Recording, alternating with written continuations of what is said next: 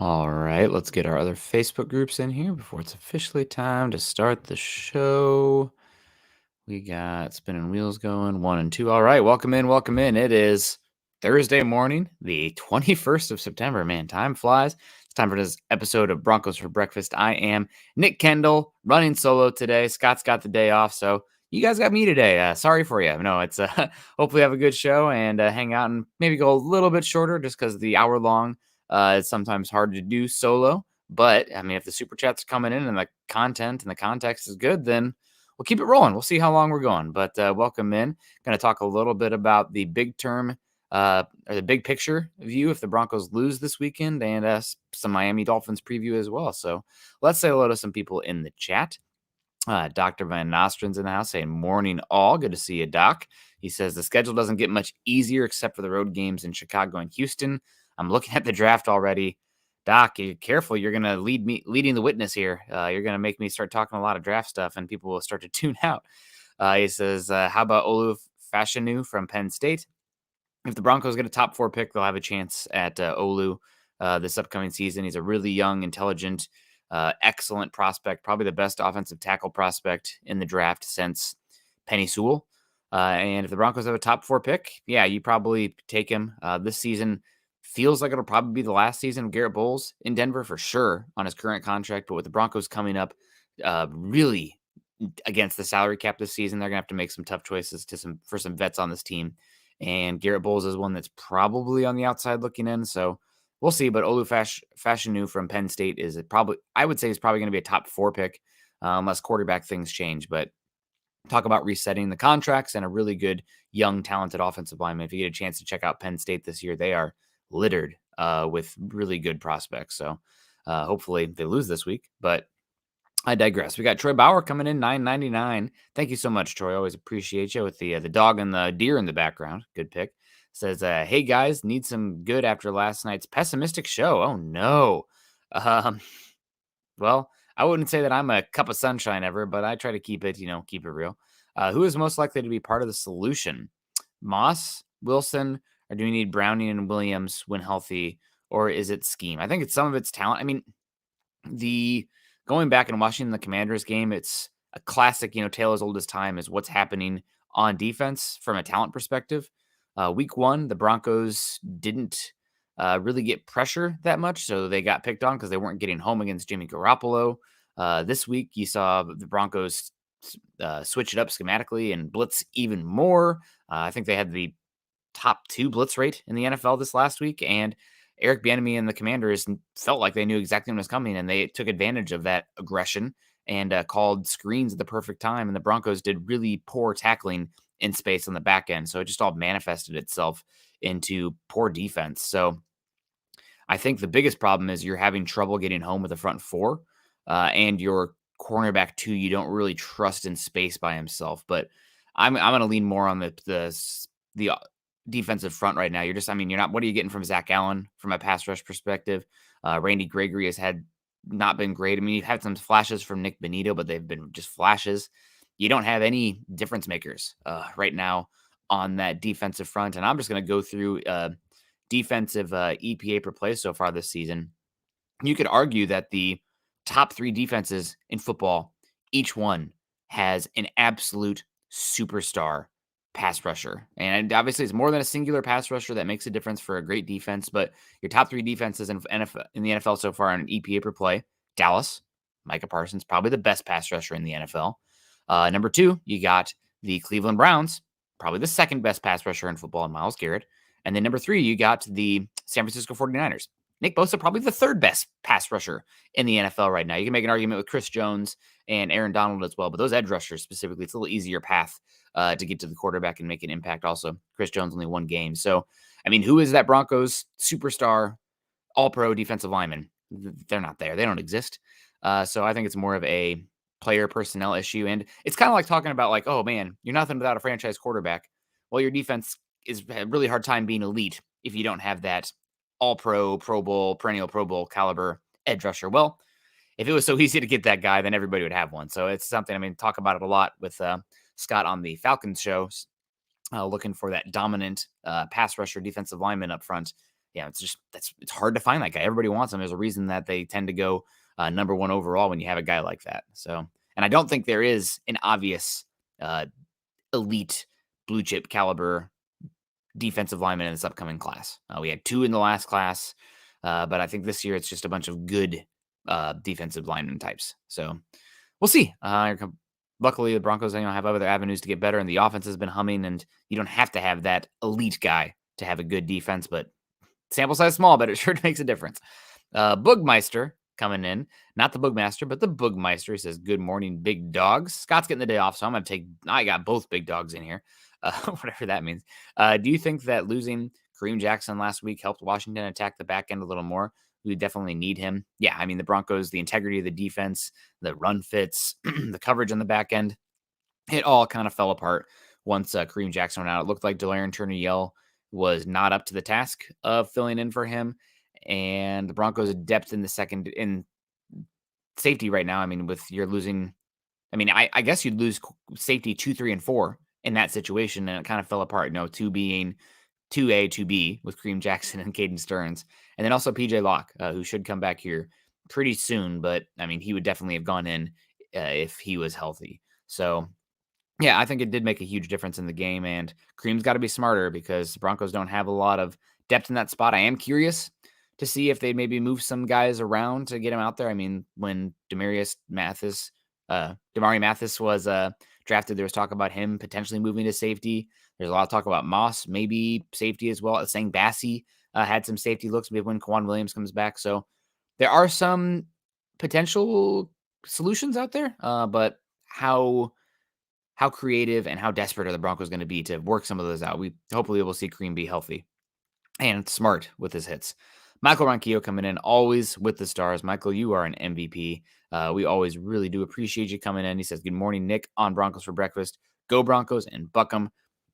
Buck you too, Michael. We appreciate you. Hope you're doing well. Pearl Heaters in the house saying, in hindsight, was it wrong to let Von and Chubb go? Oh, man, it's so hard to say, right? I mean, would it be nice to have elite edge rushers? I mean, just looking at the stats last week, I know Chubb was never really a dominant player in Denver, and he's one of those guys, talking about not an absolute blue chipper coming out in the draft. He's one that was like very good, but I wouldn't say like, an undoubtable blue chipper as a prospect.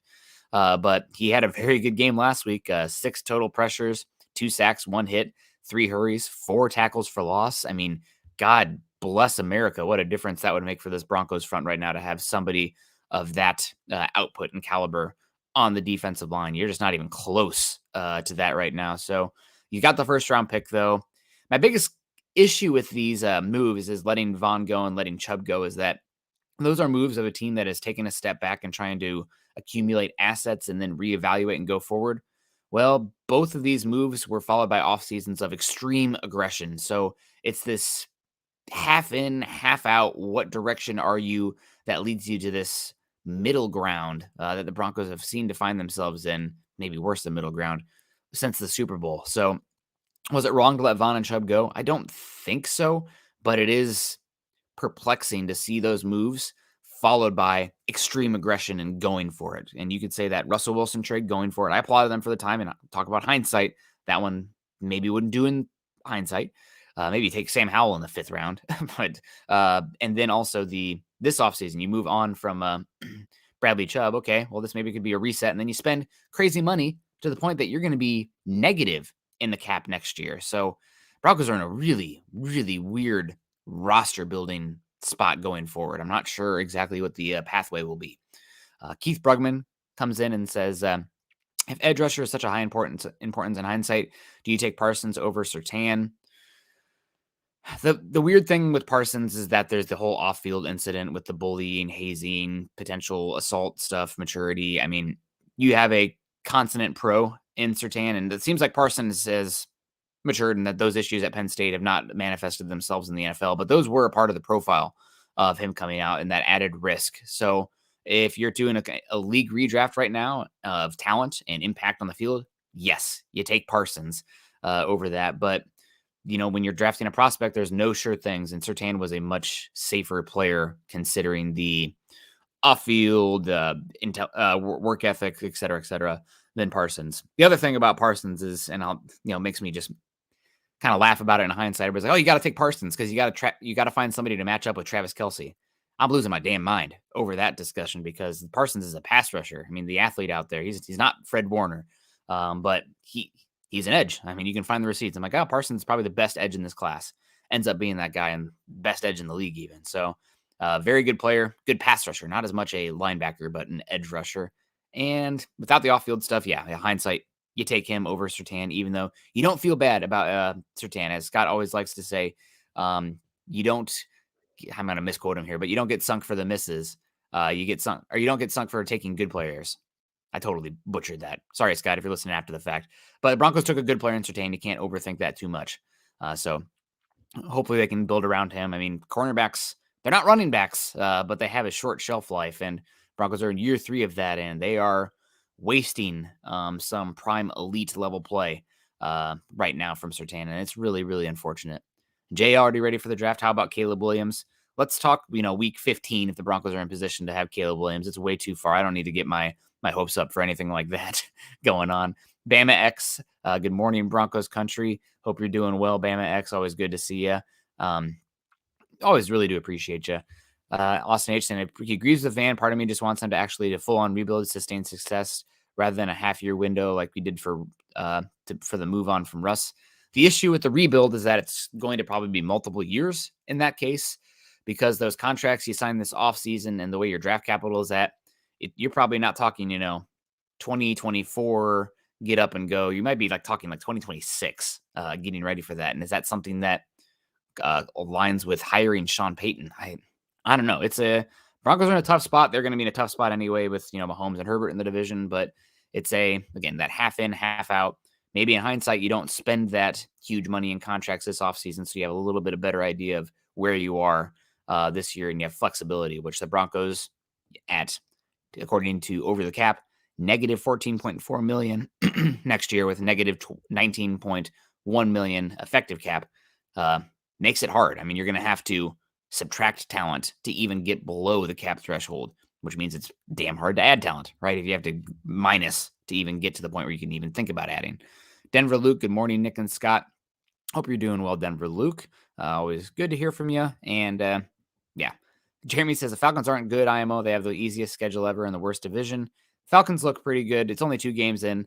I think it's going to be a very fun conversation. I'm sure Scott is going to lose his mind over this, but let's say the Falcons go 12-5 this year, and we're having discussions about if Desmond Ridder should be looked to be upgraded upon. That's the one that's going to be interesting because you can have a 12-5 year with that schedule and that division, and Ridder might not be the answer.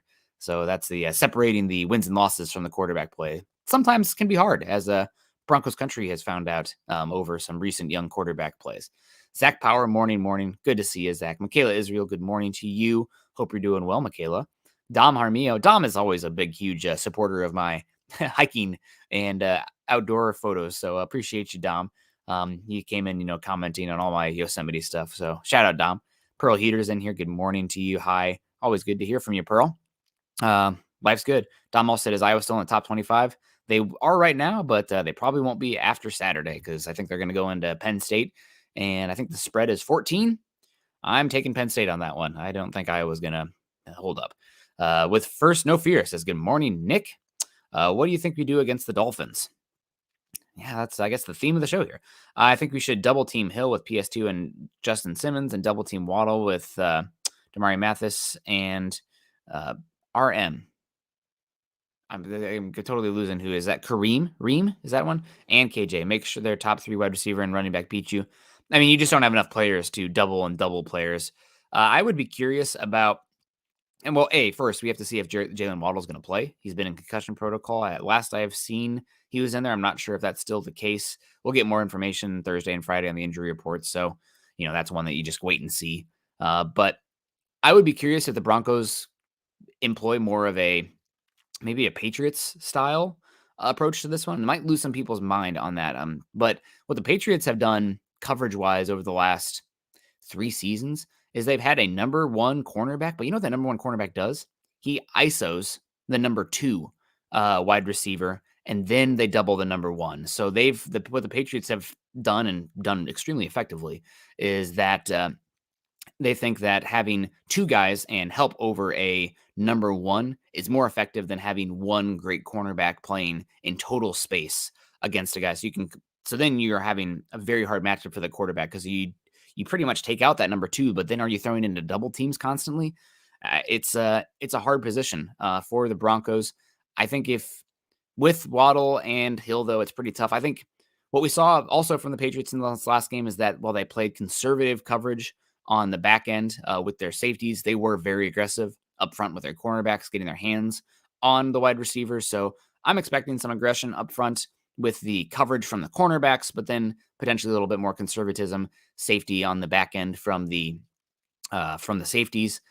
That does leave some gaping holes and concerns for the run game. I think Salvin Ahmed, the name of the running back for the Dolphins, I think he's from Washington, University of Washington, but he had an awesome game last week against the Patriots because they just had so much space. Once he got through that defensive line, it was over.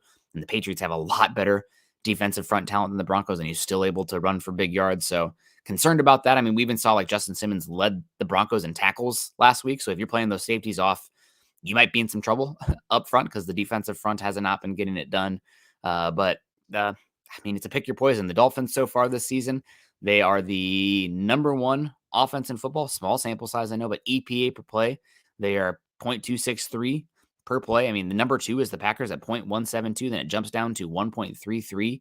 I mean, for God's sake, the Dolphins EPA per play is almost double that of the 49ers sitting there at 3, which is just unbelievable. Really is unbelievable. So their pass offense is number one by a lot. Their rush offense has been good as well. Not as good, but still pretty solid. So it's going to be tough for the Broncos this week. I think you're going to need your defense to get some takeaways. The Broncos have. This just makes me smack my head. The Broncos have 0 turnovers so far this season on offense or from the defense. You got to steal possession, block punt, turnover. You got to strip sack. You got to make your own breaks in this one playing in Miami. Broncos have one win in the franchise history at Miami, I think, which is crazy because it was two AFC teams for a long time. Yeah, you got to make your own breaks this week and be aggressive. I mean, this is one I wouldn't even be upset if Sean Payton comes out and tries to do the onside kick again immediately. You gotta go for it. You gotta play to win in this one. Eric Weber coming in and saying, "Morning, Nick, BFB crew in Broncos country. Do you think they can finally put it together all 4 quarters and pull off the upset?" Anything can happen. I think the Broncos offense has been proficient enough that they can put pressure on Miami. And if they can take advantage of Miami making mistakes, things can happen. But I think that what is the spread? 6.5 right now for Miami at home. When I do my prediction, I'll probably have Miami covering the spread. I just don't believe the Broncos' talent on defense, and I don't believe in their offensive line. And I mean, even though the offense has been proficient, like I said, Sean Payton coming out and making some pretty serious comments about, the play calls having issues and whatnot. So from the quarterback relay perspective. So, but it could happen. How does that happen?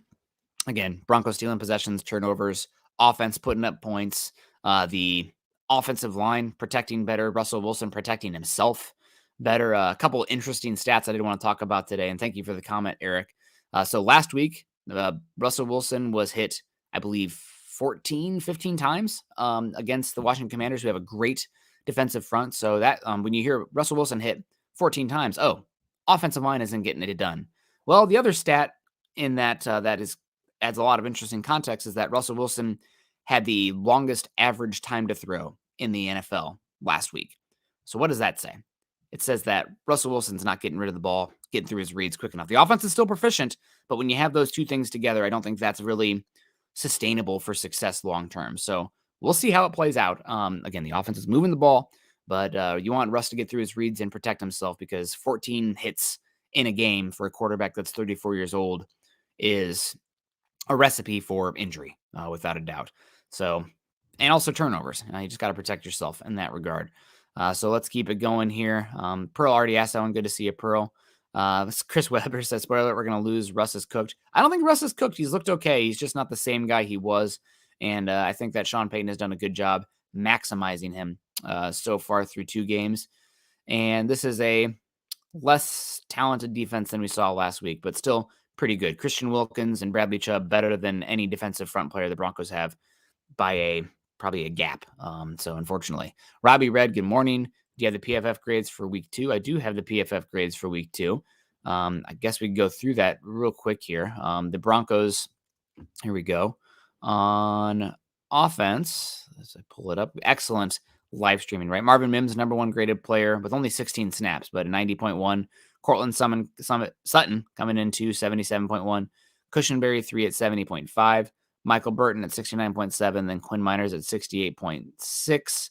At the bottom, Mike McGlinchey at a 47.7. Garrett Bowles at a 52.1. A lot of snaps. Adam Troutman at a 53.1. Javonte Williams at a 55.7. So concern from the offensive tackles, without a doubt there. On defense, Broncos number 1 is Josie Jewell at an 87.0.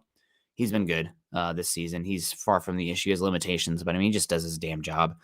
Jonathan Cooper coming in at number 2 at 77.9. Then Mike Purcell at 70.5. Jonathan Harris at 70.0. And then Pat Surtain at 69.5. At the bottom, guys who actually accumulated a lot of snaps. Like I said, Delarian Turner-Yell issue out there. They agree at Pro Football Focus, 47.3. Damari Mathis, 47.8. You got Zach Allen then at 51.3 and DJ Jones at 52.4. And then Nick Benito at 53.9. So at Broncos defensive front, some of those names down there, guys that you need to step up. Allen, Jones, Benito, poor grades from PFF in that one. Not the gospel, not the, the end all be all truth from them, because there's subjectivity to grades. But yeah, some issues without a doubt. Greg Smith, good morning, Denver Broncos for life. Hope you're doing well. Alex Nichols saying, when will we see more volume for Javonte Williams? Yeah, what was his carries last week? Just had the stats up, but hopefully you'll see a little bit more volume soon. The issue has been, I think that I don't have much complaint about the Broncos' run game distribution because they've been efficient enough. The guy that I want to see get the ball more is Julio McLaughlin, but hopefully you can see a game where the Broncos can start to get Javonte Williams. And I want Javonte Williams to start doing more with his runs as well. I would like to see some more explosiveness from him. I mean, right now it feels like he hasn't been able to pull away from guys. Is that the leg not being all the way back yet? Is that not him trusting himself yet? Is that just, who he is? But would like to see an explosive run in there. But yeah, 12 carries, 2 receptions for Javonte this week, 14 touches. You'd probably like to see it closer to 18 to 20, but he's still working back. So I'm guessing the next 2-4 weeks, we'll really start to see him get in on that. We got Phillips saying, yeah, the Cowboys traded up for Parsons that year. They traded with the Eagles, who took up Devonta Smith. So pretty interesting draft to follow there. Miguel Santasteven coming in saying, do you see Denver trying to control the clock, or will it be a shootout? I don't think Denver's offensive line has been dominant enough that they can play that, lean on that and control the clock. I think that they're going to need to try to put up points. They need to go be aggressive. I mean, teams that typically can play that really good control the clock ones are ones that have great special teams, good defense, and a run dominant offensive line. I'm not sure the Broncos have any of that right now. So I think they got to go out there and put up points and hope that at the end of the day, when the smoke clears, they're still standing. But man, again, it's got to steal a few possessions in this one. But I can't see them playing control the clock. You're just not there personnel wise right now. Toyin Williams is coming in across the pond, says, good morning, afternoon, Nick. Good morning, afternoon, Broncos country. Been a while. I do apologize. I was actually not going to show your chat until I saw that you apologized. So that's okay, Toy. No, I'm just kidding. Hope you're doing well. Appreciate you. We got Tyler coming in saying, good morning. What is the safety plan with Simmons being questionable? Buckham, I guess it's Kareem Jackson and Delarian Turner-Yell. I would assume Simmons is going to be out there. He's got the hip injury. I think he had the hip a lot on the injury report last year as well, if I recall. So maybe that's worth monitoring going forward. But I think he's going to play. If not, maybe some Delarian Turner-Yell out there. Maybe a Seymour Sang-Bassi. I mean, there was some emergency kind of snap stuff last week, but Bassi had some safety looks as well. And I thought his safety looks in preseason were not horrible. So maybe he's somebody that can get some looks. But yeah, safety is it's probably the least valuable or second least valuable position on defense. But just like anything on defense, if you don't have the guys out there, it's going to be exploited and be an issue. So Delarian Turner-Yell, man, not a great game for you, buddy. Still, chafes my you-know-what. The Broncos took Delarian Turner-Yell 1 pick before Tyreek Woolen for the Seahawks. But, sometimes you can do that hindsight with a lot of picks. Richard Miles saying, good morning, Nick. Good to see you, Richard. Always appreciate the beautiful eagle picture there. I cannot pronounce this name, but I like that he says Falcons have a great kicker. Yes, they do. Koo. Absolutely. Good kicker. Always very fun. And he's been very good for them. We got Greg Smith coming in and say aloha. Good to see you, Greg. K-Hop saying RM was Riley Moss. I hope we see Riley Moss this week. He's talking about the double team earlier. I couldn't think of who RM was. You're not double teaming with 2 cornerbacks on a player. Typically, the double is a little bit of help on I guess sometimes you can have bracket coverage on guys inside outside, but typically you see a guy on somebody with help over top being shaded that way. So Jeremy Sean come in and said, it's ironic we kept 6 safeties, but we have no safeties.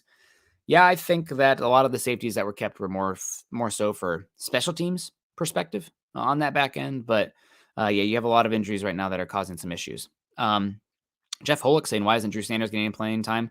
He was all over the field in preseason. Well, it's preseason.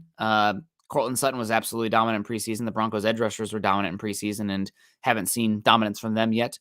The other issue is that Alex Singleton and Josie Jewell are so far from being the issue on defense right now. I would say they're the only ones that have held up, even remotely held up their end of the bargain on the defensive side of the ball. The defensive tackles haven't been good enough. Your edge rushers haven't been good enough. Your cornerbacks haven't been good enough. Your safeties haven't been good enough.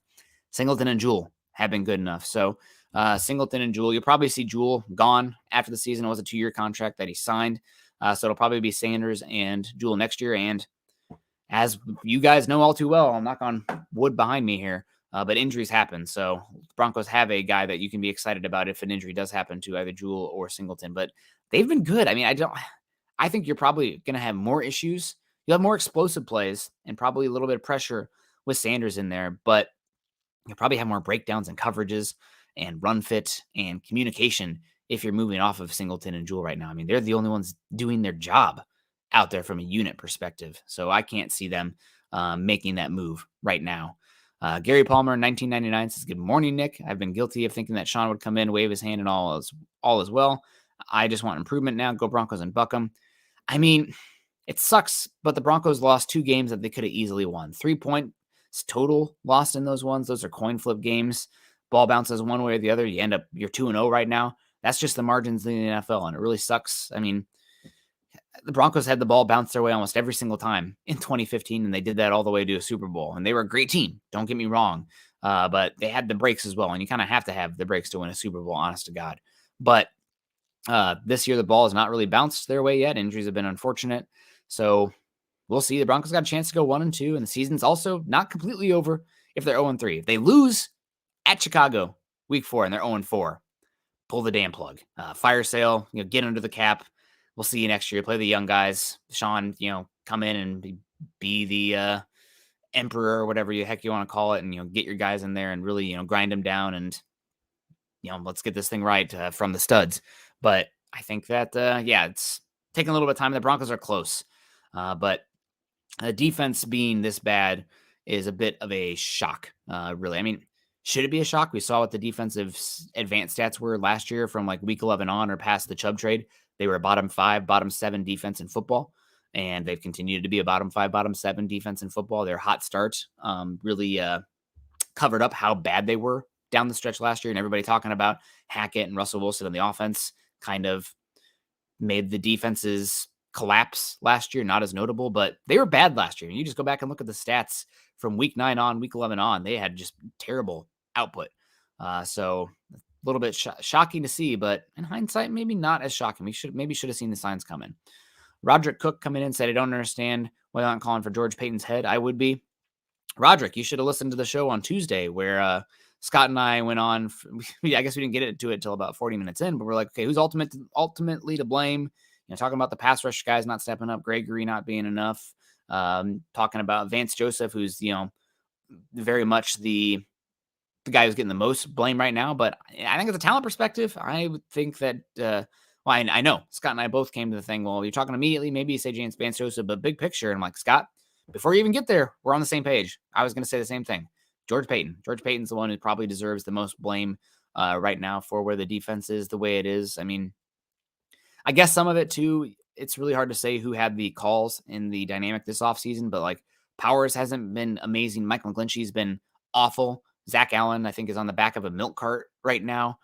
Where the hell is he? So some of those signings, I mean, the onus does fall on the general manager, but those could have been Sean Payton signings as well. And those guys haven't been great. And last year's signings have not been ideal as well. So yeah, George Payton's head will be being called for. At least I'm not calling for his head totally just yet, but if anybody's, getting off with this, with the season falling off the rails, Payton is one of the guys out, and I would keep an eye on the name Jeff Ireland out there in New Orleans, who could be brought into Denver to be the general manager.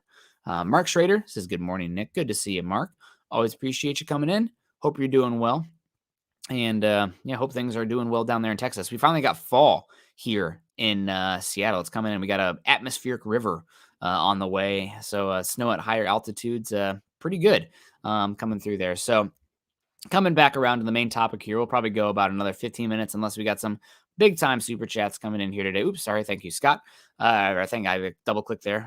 But the one there we're doing is talking about the Broncos. Is the season over at 0-3?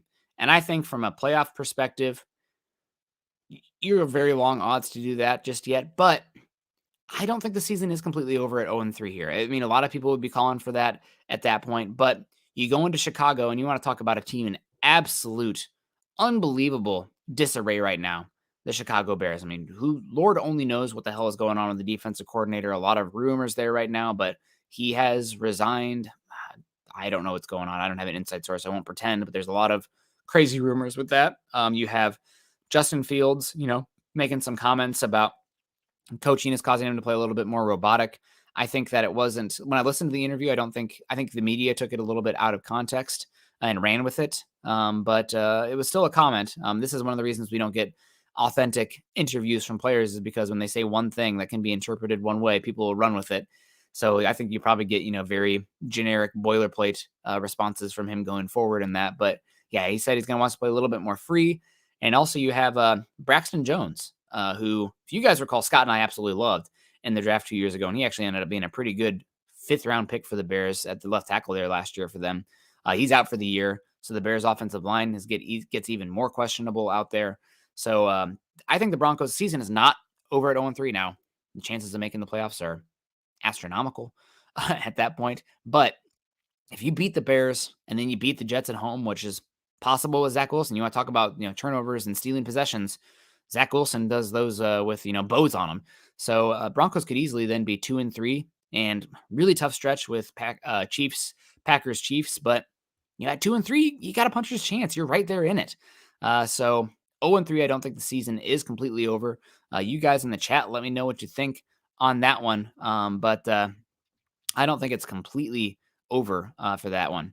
Nick, we got Lucas Drone Shots coming in here saying it's insane the difference a defensive coordinator can make. A nearly identical defense last year's top 5, and right now we look at the bottom 5. Will it improve soon, later, or never? Lucas, you must have come in late, but we talked about it. I can even pull up the stats here if you give me 1 second. But last year the defense fell off an absolute freaking cliff the second half of the year. They were dreadful. Not totally as bad as we saw this year, but the personnel was pretty similar to what we're seeing right now. The second half of last year, and the Broncos defense, just completely fell off. They were not good to close out the year. Yes, that Rams game certainly plays a factor in that, but I mean, that's also part of the sample size, right? And you have 8 other games or whatever it is to look at that. So that's an issue. So yeah, as I pull it up here, they were good last year before injuries started to settle in and the Bradley Chubb trade happened. But they fell off an absolute freaking cliff last year, week 9 and on. And I'm going to use week 11 as the line here, just because 11, 12, 13, 14, 15, 16, 17, 7-game sample size. That's more than adequate to really get an idea of what the Broncos are on that. Oh, and I pulled up the wrong one here. Let me share the right tab here. Here we go. RDMS stats, and I pull it up here. We love graphics here. Nobody's as bad as the Bears were last year. I mean, they're in a world by themselves. So you can see the Broncos, they're kind of bottom left coordinate here in this graphic, which is not where you want to be. That's below average in run defense and pass defense. And where they rank in EPA per play. It's 27th in the league. So 32nd, 31st. That's 1, 2, 3, 4, 5. The sixth worst defense in the entire NFL last season from weeks 11 through 18. Actually, it's week 18. So that's a even bigger sample size. Broncos defense was bad last year. I guess we should have seen it coming more than we did. But they had some issues last year as well. And not this bad, especially against two offenses that should not be as good as they are, or be as good as they looked with the Washington Commanders and the Las Vegas Raiders. But yeah, it's a bad defense right now. I guess the Broncos, we can say that at least the offense is performing well, and I've enjoyed watching these games more than what we saw from the Broncos last season. But yeah, it's this terrible defensive output is not coming from nowhere. They sucked last year, the last half of the year too. They were bad. And you almost have to question how much of the defense last year was overrated to begin with, because the defense was really good last year, statistically, the first half of the year, but a lot of teams were playing, Mississippi Mud Dog, Bourbon Bowl, or kneeing it as soon as we get the ball style of chicken shit football against the Broncos, because they thought that the Broncos offense was so anemic that as long as we didn't mess up, we'd win football games. And last year, once the Broncos offense finally started to move the football, put up points, they leaned to the run game and the play action, the under center stuff a little bit more. Oh, lo and behold, all of a sudden the defense is giving up points left and right in big yards. I think other teams kind of like, Broncos are now have to put up points. We'll be a little bit more aggressive on offense, and that caused the defensive stats to regress as well. But yeah, they just don't got the guys up front. I mean, losing Bradley Chubb and Draymond Jones and replacing them with Randy Gregory and Zach Allen has proved massive regression through a 2-game sample size. We'll see how it continues to play out, but they're missing. And I mean, I'm definitely guilty of this too, but Zach Allen has not been an adequate replacement of Draymond Jones through 2 games. They are missing Draymond right now from that front. It's not been nearly good enough. But yeah, we got hey, Ethan's in the house, and spot on, Nick. Good to hear from you, Ethan. I don't know if you agreed with my linebacker takes here, but my issues are much more the issues on the defensive front than anything else. And yeah, Chubb wasn't a world beater for the Broncos. He wasn't. That's why, a lot of talk at the beginning of the chat being him not being a blue chip caliber player, but very good and much better than what the Broncos have had so far. They also put a lot on him. He had a lot more things thrown at him, so freed up other guys. And right now, there's just nobody right now on the Broncos defensive front that is worth scheming against right now. I think Broncos are in a tough spot. I mean, you either have a chance you're not getting pressure with 4. So then patient, smart quarterbacks have time to pick you apart, and especially pick on the matchups that aren't Patrick Surtain. And then when you blitz, you don't have enough horses on the back end to stand up and really cover space. So it's a positive feedback loop of crap defense right now that I don't know how it gets better. And Vance Joseph has not been, a world beater by any means. At this rate, he'll be canned by the end of the season, maybe even before. But I mean, I don't even if Vic Fangio is in here, you probably win those 2 games, but your defense is still probably bottom 10 to 12 in points per game, because I just don't think you got the horses up front or in the secondary as well, that second cornerback spot. We'll see what happens with Marion Moss. We'll see if Damari Mathis can turn it around, but you just don't got difference makers up there right now. And it's going to be an issue for the Broncos. It's kind of ironic that they traded away difference makers, and now we're here with this, but we'll see what happens. Worst Super Bowl to ever go on and win the worst defense to ever go on and win the Super Bowl. Just curious. I am not sure what that is. That would take some research that I cannot do for you in the while running a live show as well. That Broncos 2013 defense was probably pretty close to that, especially with all the injuries they had. But yeah, it'll be interesting to see. Definitely, I think you have to have a top 5 area one place, and then top half other area. So it's mainly as you have a top 5 offense and a top 13 defense, you're going to have a chance to be a Super Bowl contender. And then from there, it's lucky breaks and the game by game stuff. But it's been interesting to follow. and hopefully the Broncos can be a little better. And that's Benjamin asking. Good to see you, Ben. I don't know why it says Facebook user for you, but it's pretty poor. And Zach comes in and says our defensive line, offensive line, been bottom 5 to 10 in the league. No value put in either over the last 3 years. I mean, that's the defensive line we can talk about, but I mean, the Broncos have big contracts littered throughout the offensive and defensive line. From draft perspective, you don't have that, but like Mike McGlinchey has been one of the worst offensive tackles in football through the first 2 weeks. Hopefully he'll get better. He's had some tough assignments, but like that's a crap signing right now. Ben Powers has been fine, but you spent him huge money to be more than fine. I mean, we're getting shades of Glasgow ROI on that one right now. Bull's got a big contract. You paid decent money for DJ Jones and Zach Allen. You paid big money for Randy Gregory. I mean, they've put in value right now. So it has been rough without a doubt on that one for the Broncos. And I see some comments about the talking about last year with the 49ers game. Yeah, that one was kind of a wild one. It was also weird because it was like Jimmy Garoppolo's first game back, but the defense did have a good one on that one. I mean, the Broncos starting off 2-1 last year and beating that 49ers team still doesn't make sense. But hey, week 3, won a crazy, ugly game. Maybe we could see that again this week with the Broncos as well as they go to Miami. Going to be a very tough game. I think the Broncos are probably going to have to keep up with that one and be aggressive on offense. I cannot see this one where they're turtling because I don't respect the talent of the offensive line enough for the Broncos or even the defense to do that. It's not just that Miami is super powered. It's that Denver's defense is, looks really bad. So I think that you're going to have to, play very aggressive football out there and go for it. And that means, fake punts, working some things out there. You are going to have to steal a possession. So hopefully it can get better for the Broncos there. And, anything can happen in a single game. Miami's playing high, but we've seen Tua make mistakes before. I think the Broncos are going to have to just live by the sword and die by the sword, get after it. And if you give up some big plays here and there, or, you make some mistakes, at least you win for it. I think you cannot come out and play scared football this week because otherwise you don't have a chance. DWI guys, Ethan, $50, saying, great show, Nick, in Broncos country. Agree with your assessment of the defense last year coming into this year. Also agree with the linebackers. They're at least doing their job. Have a good weekend, Broncos country, and let's hope for the upset. Anything can happen, guys. The Broncos, I mean, even if they lose this week, that's something that can be, they can still turn it around here. And what do they have to play for? Evaluation, improvement, getting better, belief, just learning how to win. I mean, we've seen the last 2 weeks. Broncos don't know how to win. They keep choking these games away.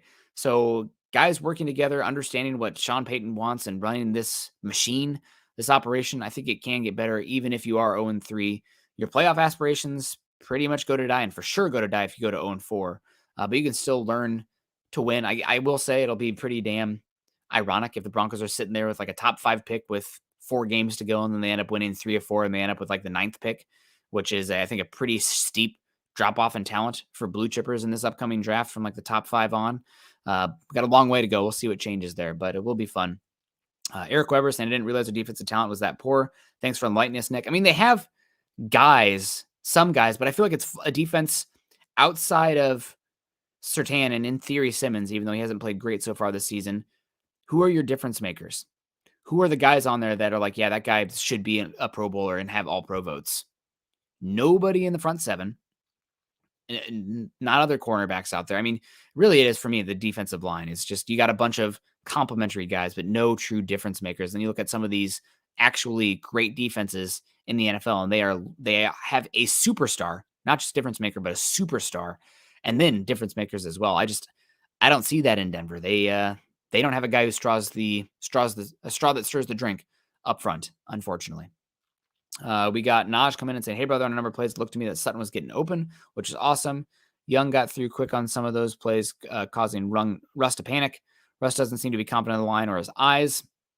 Yeah, like I said earlier, Russ had the most quarterback hits of any quarterback in the league in a game so far through the first 2 weeks last week, but he also had the longest average time to throw. So I think that him getting a little bit better with getting through his progressions and hopefully working that through will be better. But yeah, I agree with you. Actually, I think it's a little bit unfortunate because the way the contract works out and the way the narrative is with him, Sutton has been underperforming, but I think he's been pretty damn open. I would like to see the Broncos get Sutton far more involved than we've seen so far. through the first 2 weeks, because I think he's actually done a pretty good job on his routes.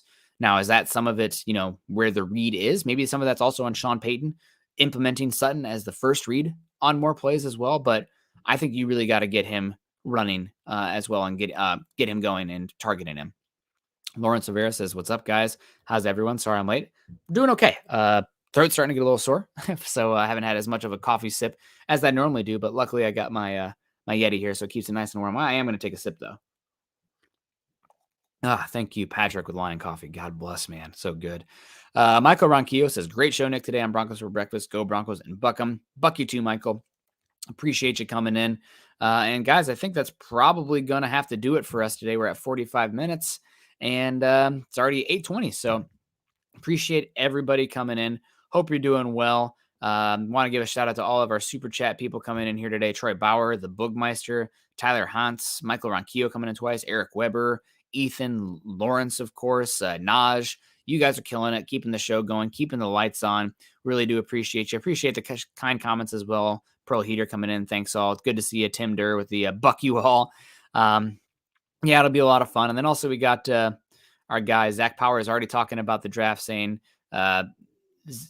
Zerjan Newton, defensive tackle, Illinois. He goes by a different name, though. I cannot think of what it is. His nickname is. But yeah, he's a very fun player from Illinois. He could be an option as well. It's going to be really kind of ironic because right now we're with where I'm at in the draft.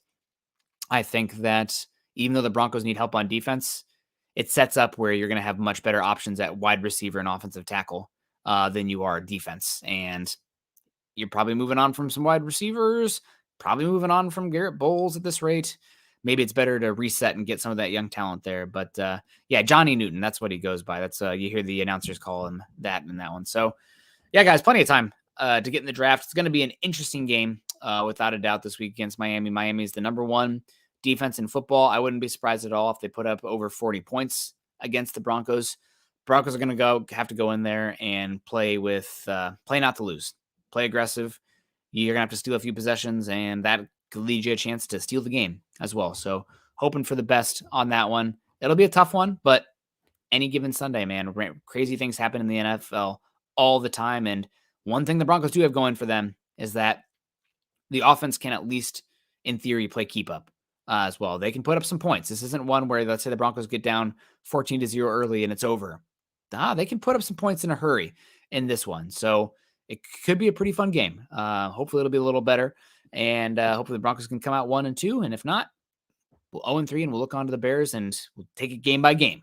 But appreciate everyone coming in. Make sure you are following myself on Twitter at Nick Kendell MHH. Also follow Scott at Scout Kennedy. Also follow us at Mile High Huddle and BFB_pod. Of course, follow us at Facebook at facebook.com/Mile High Huddle pod and facebook.com/Mile High Huddle. And as the ticker says here underneath, please subscribe to the show over on YouTube, like the channel, and share on your social media platforms. Appreciate everyone coming in. Hopefully it wasn't too doom and gloom in here today. It just, it is what it is. It's where they are right now with the Broncos. So we'll see where they are after the Miami game. I'll be live again tomorrow morning with Scott covering the NFL at large and NFL draft and stuff over on his channel. And then also I'm going to be filling in for Lance on Dove Valley Deep Divers on Friday night, as well as Lance has got some stuff to work on. So I'm not going anywhere. You guys are still going to see plenty of me. Appreciate everyone. Have a great rest of your week. We'll see you tomorrow. Continue to choose kindness and compassion. Go Broncos.